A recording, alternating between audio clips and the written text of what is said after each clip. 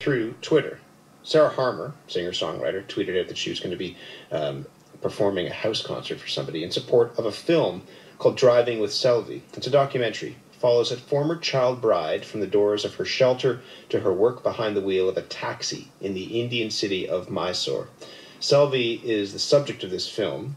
She's South India's first female cab driver. And that journey, as I mentioned, has been captured by a Toronto filmmaker.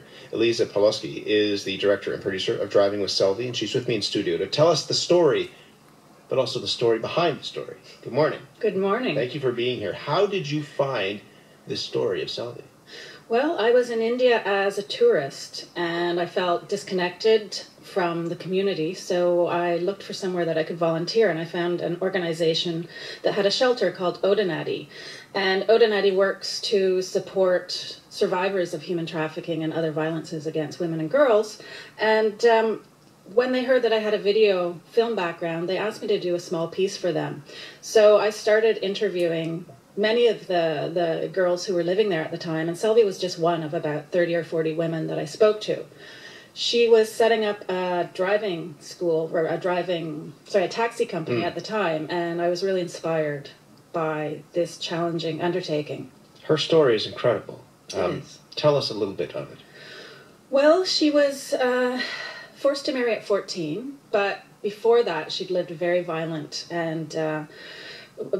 childhood. Her mother was alone and basically wasn't able to nurture her or take care of her. And Selvi was incredibly smart. And she would do things like climb papaya trees to get a papaya to sell on her way to school so that she could buy her pencils and her books.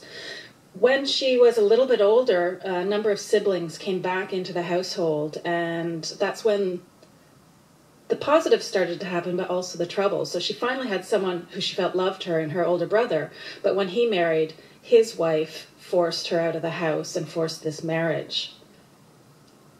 This is a story that is captivating even in that little thumbnail kind of sketch of it. And you've tracked her and followed the story for about 10 years? Yes, 10 years. How has her life changed in that decade?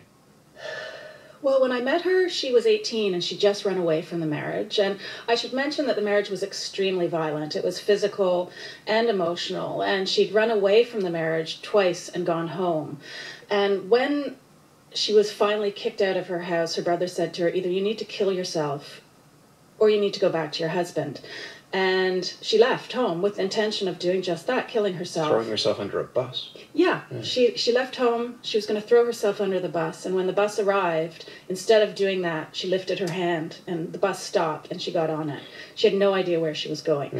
So when I met her, that was soon after that. And she was a very broken young woman. You know, she was 18. She was very shy.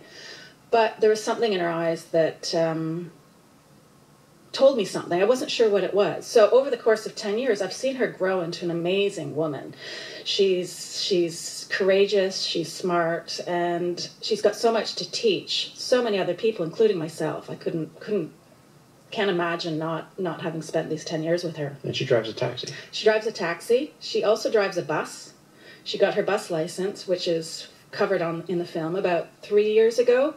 And just recently, she is now the proud owner of a transport truck. So her and her husband, her new husband, Amazing. Are now starting to develop that business. How challenging has it been for you to turn this story into a film? It's been incredibly challenging. I mean, I have to admit I was very fortunate early on to receive funding from the Arts Council, Canada Council, Ontario Council, Toronto Council. And I managed to make a small film. And something I'm very proud of, but I know that this story is much bigger than what I was able to do with that funding. So I've been trying to find more money for quite some time, and no one wants to fund a film that they don't know the ending of, and it's a 10-year journey. It's a big risk. So what I'm doing now is a crowdfunding campaign on Indiegogo, and it's been incredible. We've gone way beyond our original goal, and we've got support from people like Sarah, who will be doing the living room concert, and so I feel really positive. How close to completion is it? Well, right this minute, my